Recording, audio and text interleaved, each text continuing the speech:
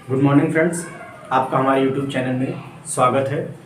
तो आज हम भारत को जानेंगे, भारत की भौगोलिक स्थिति को जानेंगे और इसके बारे में आज मैं आप लोगों को जानकारी दूंगा।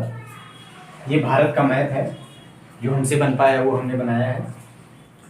तो पहले हम इसके अक्षांशीय विस्तार को जानते हैं। अक्षांश रेखाएं होती क्या है, मैं थोड़ा सा हिंट दे रहा हूँ।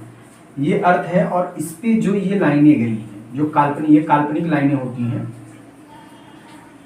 ज्योग्राफी को समझने के लिए अर्थ पे एक काल्पनिक लाइन इमेजिन कर किया जाता है और उसको अक्षांश रेखा बोला जाता है। तो ये जो एकदम बीचों बीच गई हुई रेखा है, जो कि पृथ्वी को दो बराबर भागों में विभाजित करती है। ऊपरी भाग को उत्तरी गोलार्ध और निचले भाग को दक्षिणी गोलार्ध बोलते हैं। तो ये रेखा जो दो बराबर भागों में विभाजित करते हैं, इसको 0 डिग्री अक्षांश बोलते हैं। इसी को भूमध्य रेखा या विषुवत रेखा बोलते हैं। और इसके ऊपर 23.5 डिग्री ऊपरी अक्षांश रेखा को कर्क रेखा और उसके 0 डिग्री के 23.5 डिग्री नीचे अक्षांश रेखा को मकर रेखा बोलते हैं। तो ये 0 डिग्री विषुवत रेखा, नीचे 23.5 डिग्री मकर रेखा, ऊपर 23.5 डिग्री कर्क रेखा। तो ये याद रखिएगा। तो अक्षांश रेखा आपका क्लियर हो गया। अब आइए बात करते हैं कि अब हम इसको देखते हैं कि ये कितने अक्षांश से कितने अक्षांश तक का इसका विस्तार है। तो आपको पता है कि जो ऐसी लाइनें जाती हैं वही अक्षांश रेखाएं होती हैं। तो ऊपर में 37 डिग्री 6 मिनट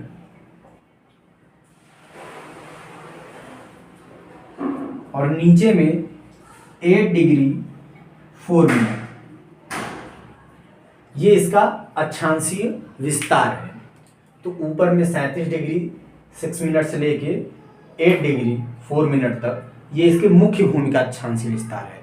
अगर पूरे भारत का अक्षांशीय विस्तार की बात किया जाए तो ये 37 डिग्री 6 मिनट से लेके, क्योंकि एकदम जो दक्षिणतम पॉइंट है भारत का वो ग्रेट निकोबार, ये जो द्वीप है ये है ग्रेट निकोबार।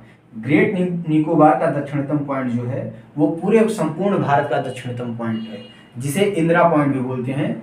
इसका अगर अक्षांशीय रेखा की बात करें कि ये कितने अक्षांश पे है, तो ये 6 डिग्री 4 मिनट पे है। और जो मुख्य भूमि, जिसको कन्याकुमारी या केप ऑफ केमोरिन भी बोलते हैं, वो 8 डिग्री 4 मिनट पे है। तो अगर संपूर्ण भारत का अक्षांशीय विस्तार की बात किया जाए तो 37 डिग्री 6 मिनट से लेके 6 डिग्री 4 मिनट तक। अगर सिर्फ मुख्य भूमि की बात की जाए तो 37 डिग्री 6 मिनट से लेके 8 डिग्री 4 मिनट तक है। ये इसका अक्षांशीय विस्तार है।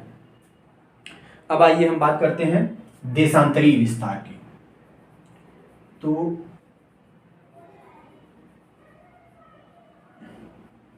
जब हम पृथ्वी पे क्षैतिज लाइन ड्रॉ करते हैं तो वो अक्षांश रेखा होती है, और जब हम पृथ्वी पे ऊर्ध्वाधर लाइन ड्रॉ करते हैं ऐसे,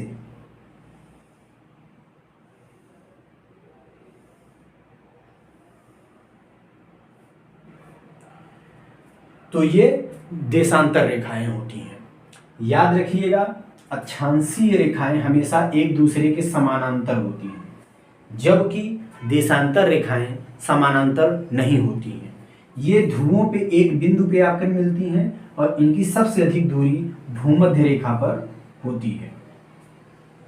तो अब हम इसके देशांतरीय विस्तार की बात करेंगे, यानी ऐसी लाइनें इस हिसाब से। तो इस हिसाब से देशांतरीय विस्तार की बात की जाए तो ये पश्चिम में 68 डिग्री 7 मिनट से लेके 97 डिग्री 25 मिनट तक इसका देशांतरीय विस्तार है। ठीक, तो इसका अक्षांशीय विस्तार हो गया और ये 68 डिग्री 7 मिनट 97 डिग्री 25 मिनट। ठीक, ये इसका देशांतरीय विस्तार हो गया। अब ये जो भी अक्षांशीय विस्तार और देशांतरीय विस्तार है, इनके पॉइंट को हम जानते हैं कि इन पॉइंट को क्या कहते हैं। तो 37 डिग्री 6 मिनट का जो पॉइंट है, जो सबसे उत्तर का पॉइंट है भारत के, उसको इंदिरा कॉल बोलते हैं, और जो सबसे दक्षिण का पॉइंट है उसको इंदिरा पॉइंट। तो याद रखिएगा, उत्तर और दक्षिण, उत्तर में इंदिरा कॉल और दक्षिण में इंदिरा पॉइंट। कभी कभी पूछ लिया जाता है कि इंदिरा पॉइंट कहाँ पे है, तो इंदिरा पॉइंट अंडमान निकोबार, अंडमान निकोबार में कहाँ पे है, तो ग्रेट निकोबार यानी सबसे दक्षिणी द्वीप पे, जिसको ग्रेट निकोबार बोलते हैं, उस पर है इंदिरा पॉइंट। इसको एक और नाम से जाना जाता था, पिग्मेलियन पॉइंट। तो कभी कभी ऑप्शन में इंदिरा पॉइंट नहीं रहेगा, उसमें पिग्मेलियन पॉइंट दिया रहेगा, तो ये भी जानना जरूरी है कि इसको पहले पिग्मेलियन पॉइंट कहा जाता था। तो हमने अक्षांशीय विस्तार और देशांतरी विस्तार जान लिया। अब जानते हैं इसके क्षेत्रफल को। तो भारत का जो क्षेत्रफल है वो 32,87,263 वर्ग किलोमीटर है।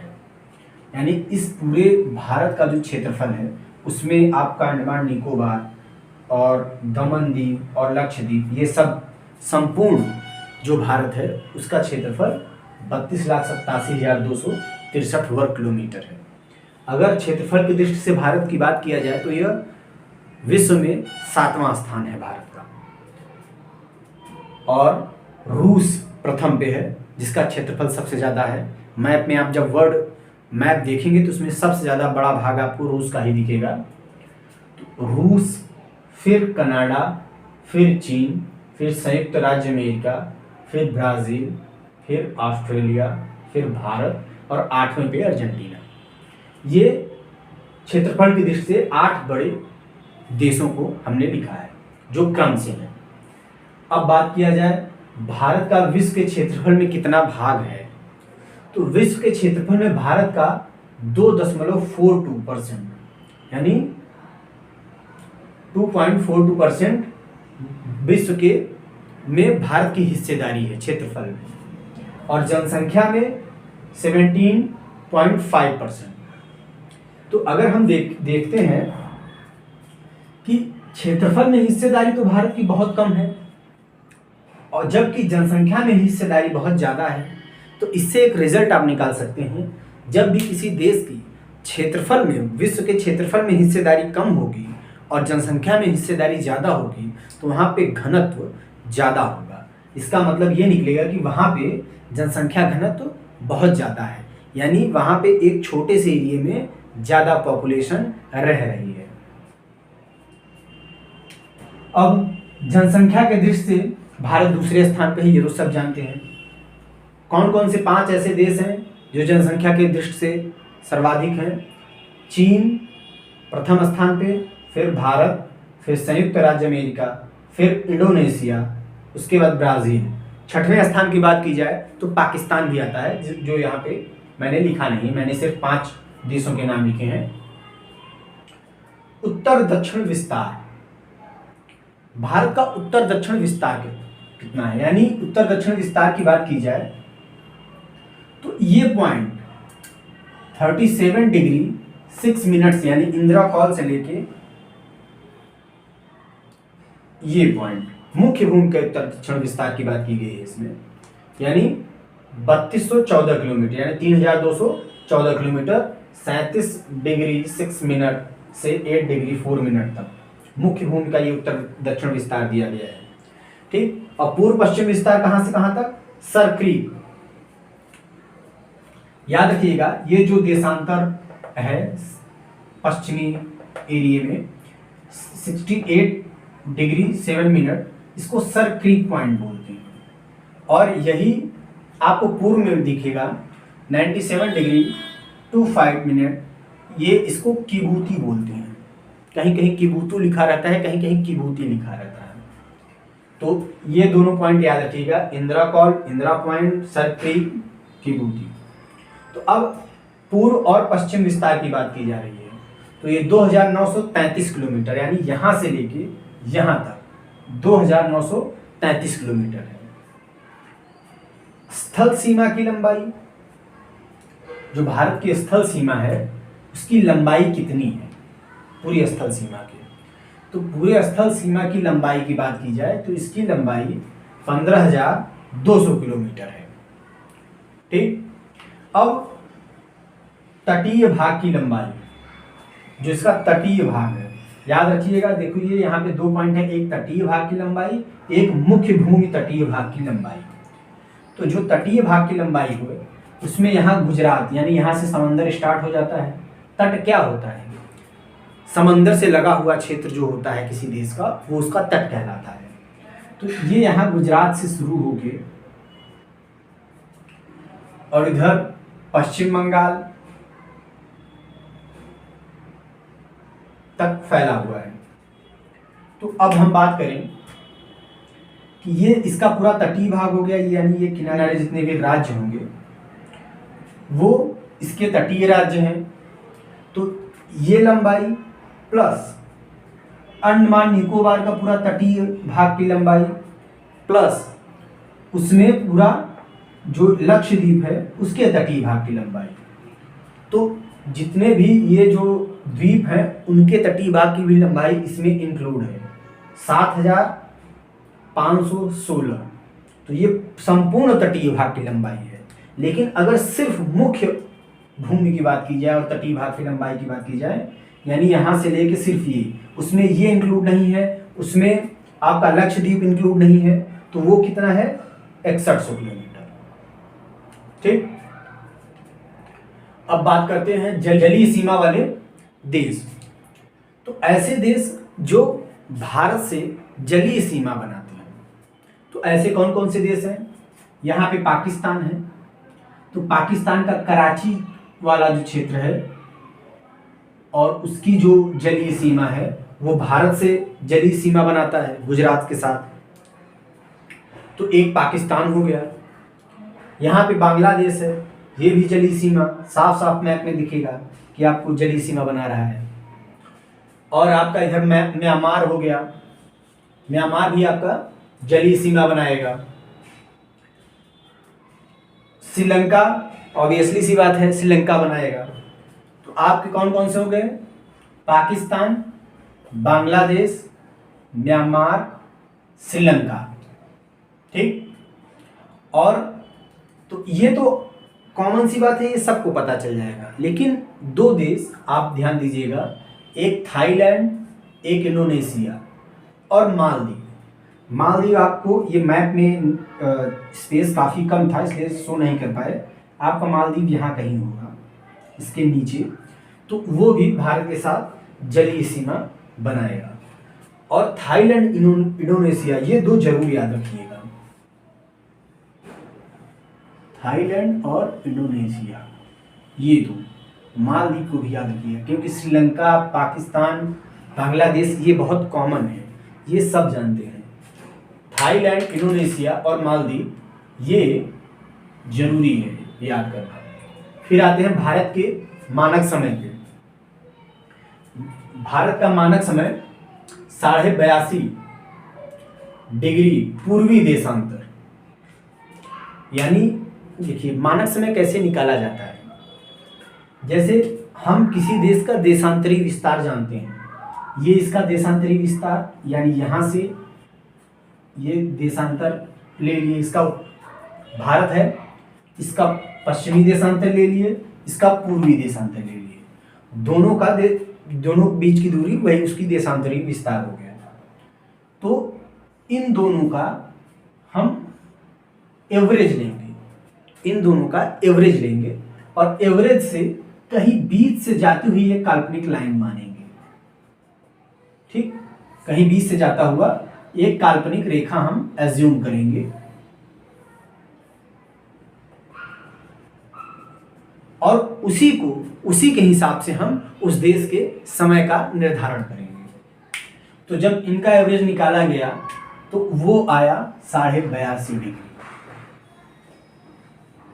अब क्योंकि ग्रीनविच से 0 डिग्री देशांतर जाता है और उसके पूर्व में भारत है, तो इसलिए 82.5 डिग्री पूर्वी देशांतर, जो कि ग्रीनविच से, यानी यहाँ का जो समय होगा वो ग्रीनविच से 5.5 घंटा आगे का समय होगा। अगर ग्रीनविच पे 12 बज रहे होंगे तो भारत में इसमें 5 घंटे जोड़ दिए जाएंगे, उसमें 5:30 बज रहे होंगे। ठीक, तो यहाँ का समय ग्रीनविच से 5:30 घंटे आगे का समय है। अब जानते हैं कि ये जो काल्पनिक लाइन है जिससे भारत का मानक समय निर्धारित किया जाता है 82.5 डिग्री, ये किसी किसी सोर्स में कहीं कहीं पे आपको ये किसी बुक में नैनी दिया रहेगा प्रयागराज के निकट, कहीं कहीं मिर्जापुर दिया रहेगा, तो इसमें कंफ्यूज मत होइएगा।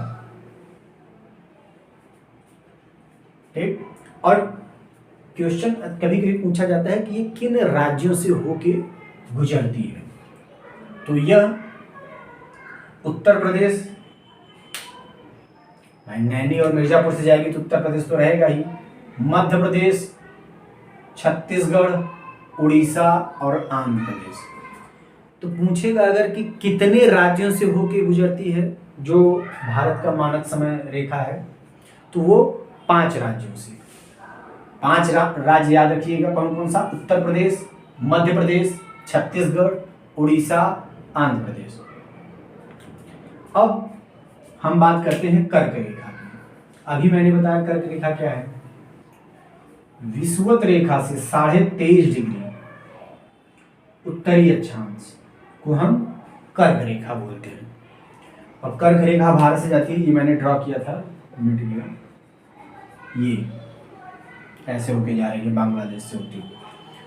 तो ये किन किन राज्यों से होके जाती है बात करते हैं। ये राजस्थान, ठीक,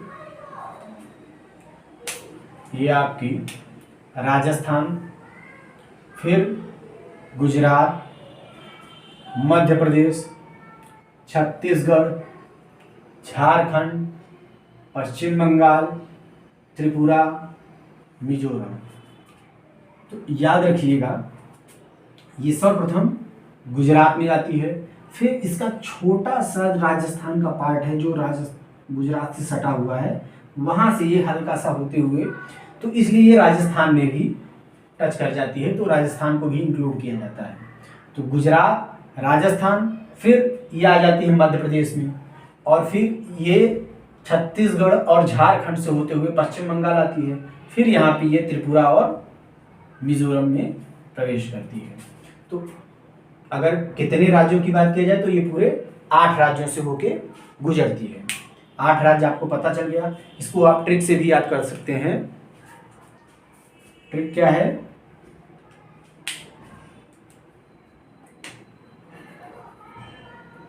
मित्र पर गमछा झार, मित्र पर गमछा झार। मित्र, मित्र में मी है तो ये हो गया मिजोरम, ठीक। त्र है तो त्रिपुरा, ये मी है तो मिजोरम, त्रिपुरा। फिर प से पश्चिम बंगाल, फिर र से राजस्थान, ग से गुजरात, म से मध्य प्रदेश, छा जो आ गया तो यहाँ से छत्तीसगढ़, झ से झारखंड और र से राजस्थान। ये आपका कंप्लीट हो गया 8।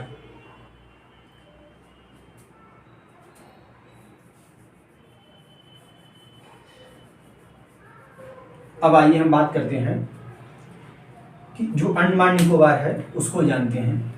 ये अंडमान निकोबार स्पेस कम था इसलिए बहुत अच्छे से दर्शाने का। ये म्यांमार जो है, म्यांमार के आपको जस्ट नीचे अंडमान निकोबार दिखेगा। तो इसको हम बनाए हुए हैं और ये 4 भाग जो है इसकी 1 2 3 4 ये अंडमान है, और जो इसके नीचे के 3 भाग हैं वो निकोबार है,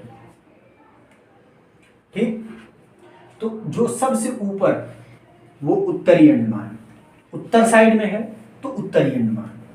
उसके बाद फिर ये जो दूसरा वाला है इसको मध्य अंडमान, फिर उसके बाद तीसरे नंबर पे जो है वो दक्षिण अंडमान, और फिर चौथे नंबर पे जो है वो लिटिल अंडमान। तो ये 4 अंडमान हो गए। अब बाकी 3 निकोबार हैं। तो जो सबसे छोटा वाला है वो कार निकोबार, उसके बाद लिटिल निकोबार, उसके बाद ग्रेट निकोबार। याद करने का तरीका मैं बता दे रहा हूं। 4 आपको याद रखना है अंडमान। सबसे ऊपर, ऊपर यानी उत्तर, सबसे उत्तर यानी उत्तरी अंडमान। फिर 3rd नंबर पे आप ले लीजिए दक्षिणी अंडमान, उत्तर दक्षिण के मध्य, मध्य अंडमान। 3 हो गए, लिटिल बचा, लिटिल अंडमान। ये 4 आपके अंडमान हो गए। अब निकोबार देखते हैं। आप 3 बना लीजिए, 4 अंडमान में हो गए, 3 इसमें बना लीजिए। अब इसको कैसे करना है? कार लिटिल है तो ग्रेट है, कार लिटिल है तो ग्रेट है। जब कार छोटी होगी तो आप कहीं भी भीड़ भाड़ वाले इलाके में भी जा सकते हैं, क्योंकि छोटी है तो सही है। तो इस तरीके से याद करिए, कार लिटिल है तो ग्रेट है। तो ये सीक्वेंस याद रहेगा। कभी कभी हमसे पूछ लिया जाएगा, इनमें से कोई 4 दे देगा और उनका सीक्वेंस पूछा जाएगा, दक्षिण से उत्तर या उत्तर से दक्षिण। तो इस तरह के क्वेश्चन तभी हो पाएंगे जब आपको ये सीक्वेंस याद रहेगा। तो आइए हम देखते हैं कि 8 डिग्री, जो 8 डिग्री चैनल है वो कहाँ से होके जाता है।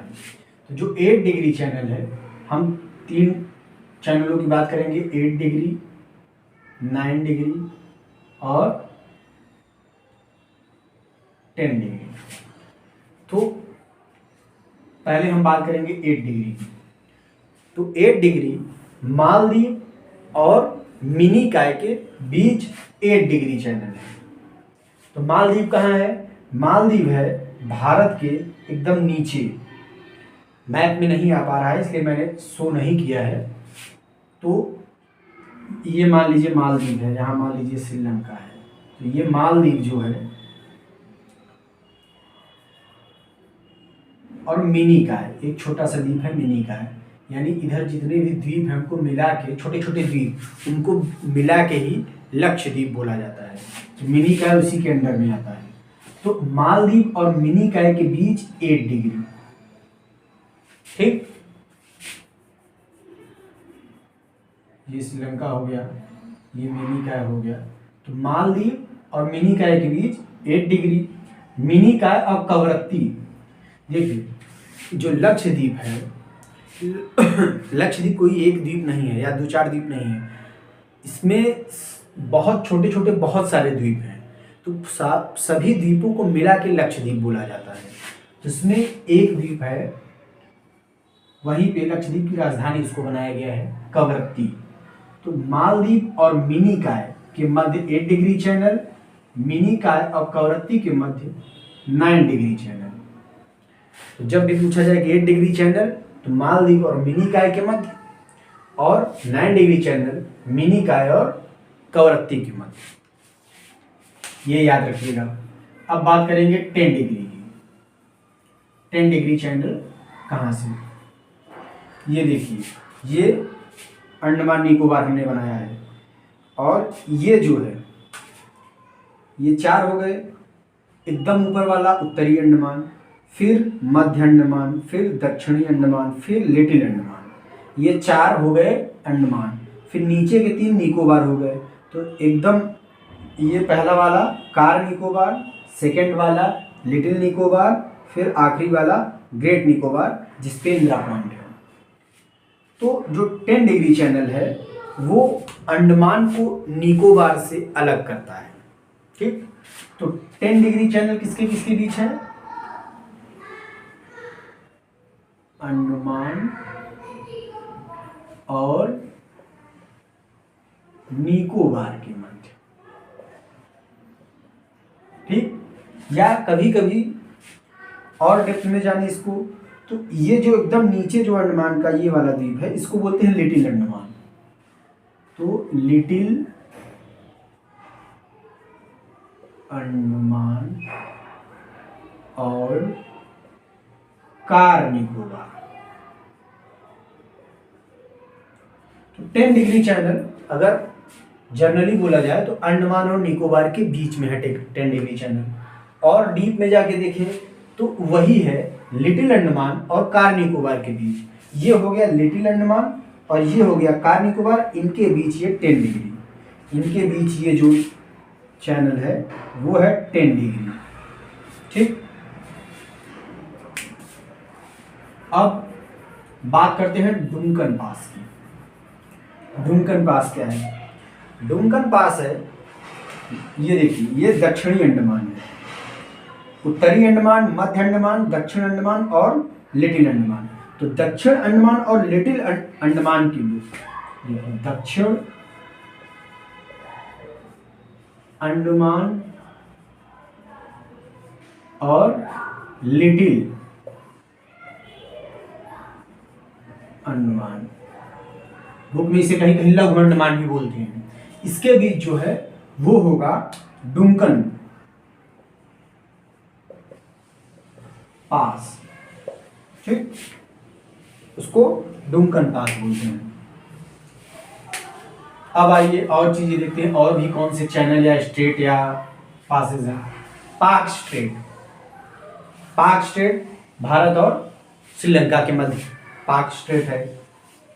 और हम बात करते हैं कोको स्ट्रेट की।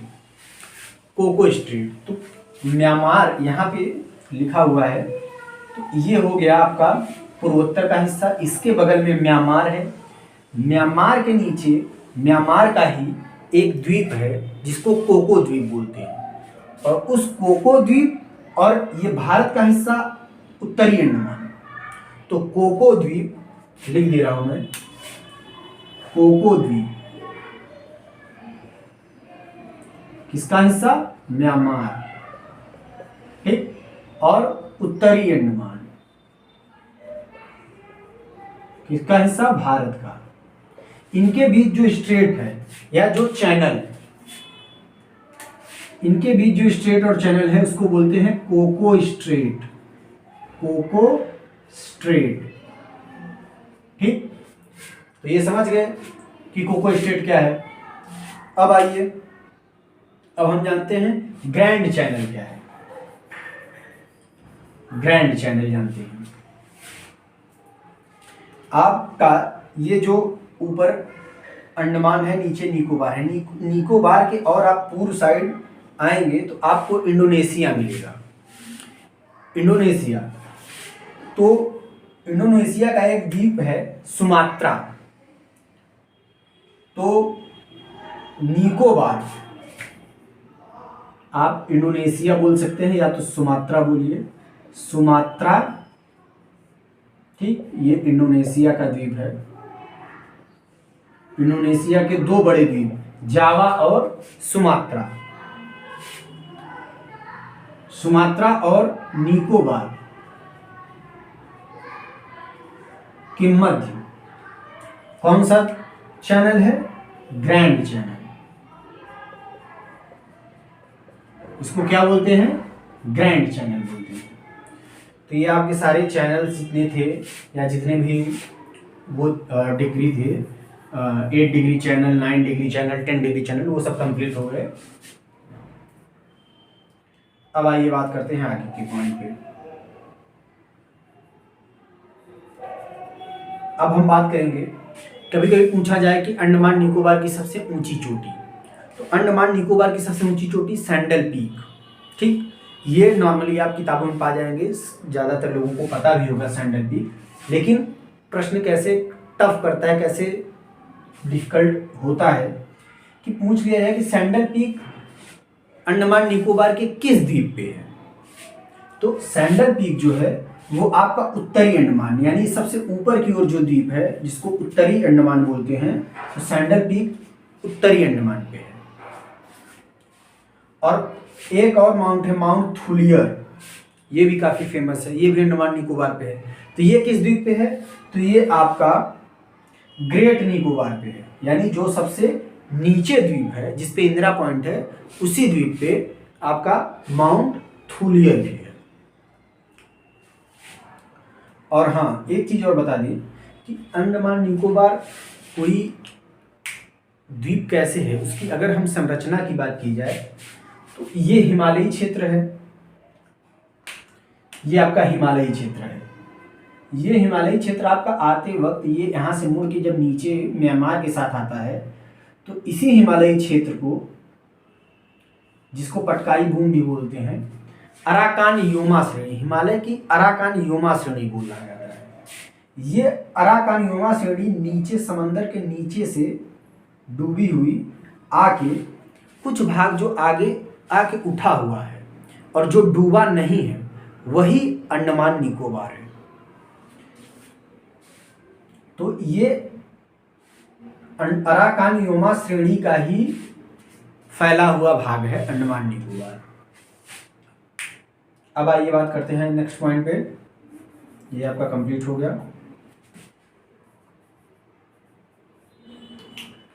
अब भारतीय उपमहाद्वीप, आप अक्सर सुनते होंगे भारतीय उपमहाद्वीप, उसमें ये देश थे अगर सम्मिलित हुए तो ये शायद हमारा काफ़ी बड़ा भारत होता। तो भारतीय उपमहाद्वीप में कौन कौन से देश हैं? भारतीय उपमहाद्वीप में आपका हो गया, भारत तो होगा ही, पाकिस्तान, बांग्लादेश, नेपाल, भूटान, इन सब देशों को मिला के भारतीय उपमहाद्वीप बोला जाता है। याद रखिएगा, इसमें आपका हो गया भारत, पाकिस्तान, बांग्लादेश, नेपाल, भूटान। कभी कभी पूछे भारतीय उपमहाद्वीप में कौन सा देश नहीं है, ऑप्शन आपको 3 इनमें से दे देगा, एक कोई और म्यांमार दे देगा, श्रीलंका भी दे सकता है ऑप्शन में। ठीक, तो अब श्रीलंका में भी कंफ्यूज हो सकते हैं, म्यांमार में भी कंफ्यूज हो सकते हैं। तो याद रखिएगा, भारत, पाकिस्तान, बांग्लादेश, नेपाल, भूटान, ये भारतीय उपमहाद्वीप में आते हैं।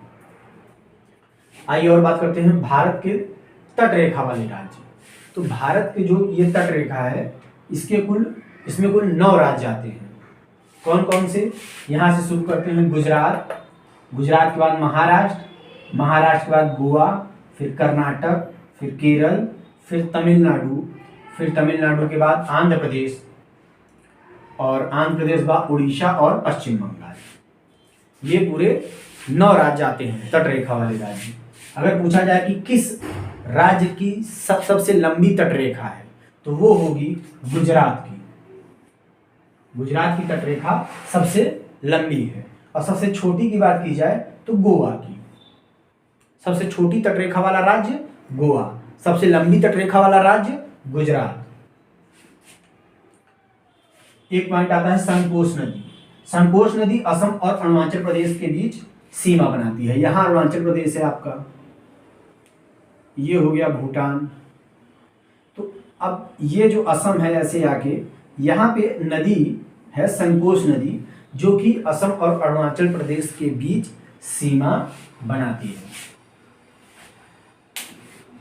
दक्षिण में श्रीलंका भारत से पाक जल संधि तथा मन्नार की खाड़ी द्वारा अलग होता है। यह भी मैंने बताया कि पाक जल संधि तथा मन्नार की खाड़ी द्वारा भारत और श्रीलंका अलग होते हैं, और इसे पाक जल डमरू मध्य भी कहा जाता है, और इसी पे राम सेतु भी है।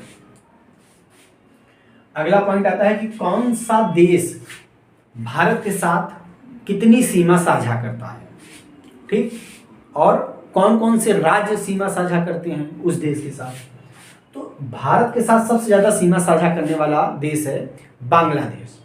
बांग्लादेश 4096 किलोमीटर तक की सीमा साझा करता है। लोगों को लगता नहीं है, क्योंकि सबसे ज्यादा दिखता है अगर कोई तो वो दिखता है चाइना। यहाँ लद्दाख से लेकर अरुणाचल प्रदेश तक दिखता है, ठीक। तो लगता है कि चाइना ज्यादा सीमा साझा करता होगा, जबकि करता बांग्लादेश है, क्योंकि बांग्लादेश हर तरफ से घिरा हुआ है भारत से, इसलिए वो दिखने में कम लगता है लेकिन है ज्यादा। तो 4096 किलोमीटर। कौन कौन से राज्य सीमा साझा करते हैं? आपका पश्चिम बंगाल, ये अगर आपका बांग्लादेश हो गया ये वाला एरिया, तो यहीं पे पश्चिम बंगाल है, ये सीमा साझा करेगा ही। उसके बाद त्रिपुरा, ये त्रिपुरा है, ये इधर भी बांग्लादेश फैला हुआ है, तो ये त्रिपुरा किया। फिर ये मिजोरम भी करेगा, तो आपके पश्चिम बंगाल, त्रिपुरा, मिजोरम, इधर आ गया मेघालय, फिर असम, ये पूरा असम वाला एरिया है असम। तो ये आपके 1 2 3 और 2 5 राज्य आपके बांग्लादेश के साथ सीमा साझा करते हैं। याद रखिएगा एक चीज कि जो त्रिपुरा है, त्रिपुरा 3 तरफ से बांग्लादेश से घिरा हुआ है। यानी यहां मैप में समझा दूं, ये देखिए ठीक से मैप बना के आपको समझाते हैं कि जो त्रिपुरा है ये आपका पूरा ये इंडिया हो गया और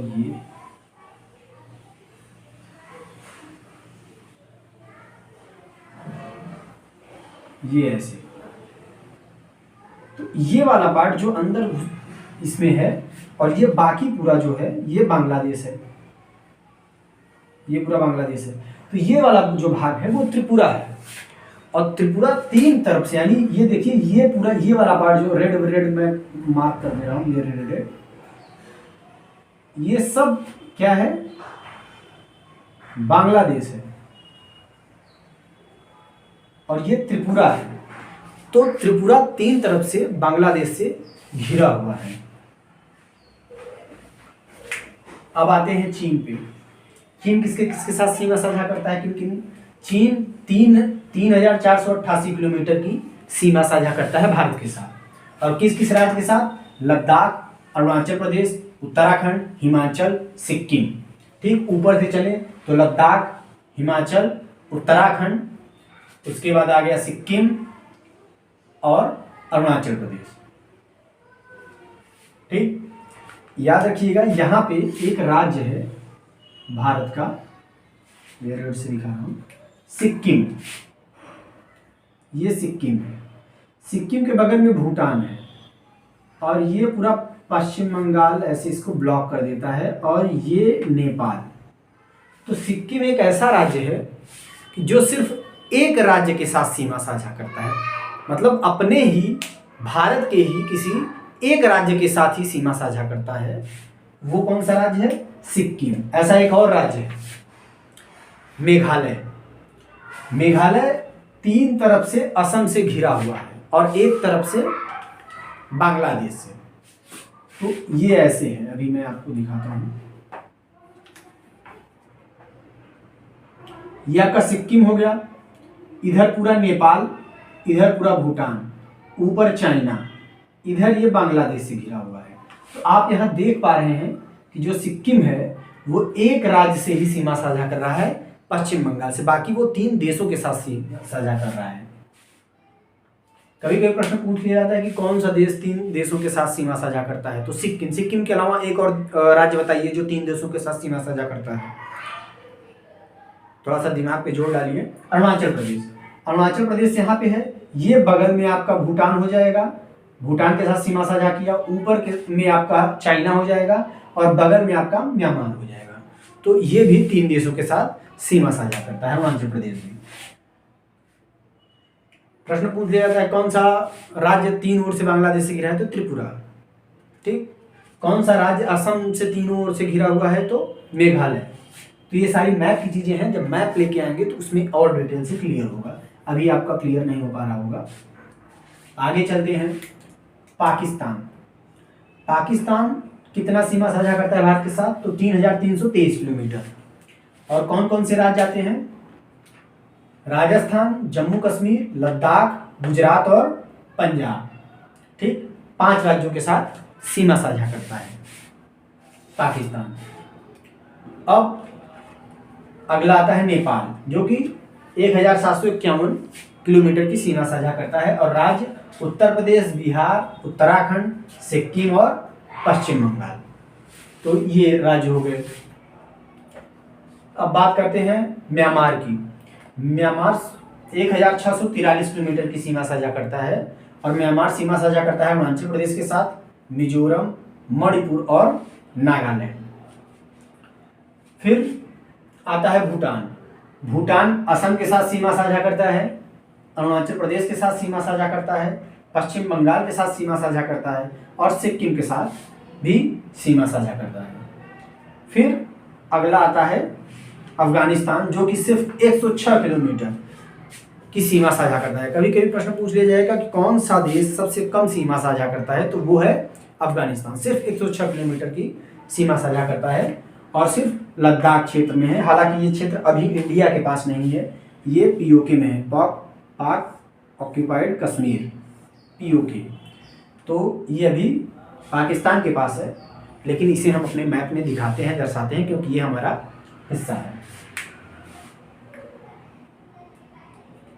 और एक चीज़ आपको बता दें कि जैसे बांग्लादेश, ठीक, बांग्लादेश सबसे ज़्यादा सीमा साझा करता है। कितना करता है? 4096। और अफगानिस्तान सबसे कम 106 किलोमीटर, मात्र 106 किलोमीटर की सीमा साझा करता है। तो आज आप भारत को अच्छे तरीके से जानें, और जो भी पॉइंट छूट गए होंगे उसको हम नेक्स्ट वीडियो में देखेंगे, और आगे भी ऐसे ज्योग्राफी की और भी चीज़ें लेके आएंगे। तो ऐसे ही वीडियो देखने के लिए चैनल को सब्सक्राइब करिए और शेयर करिए। धन्यवाद।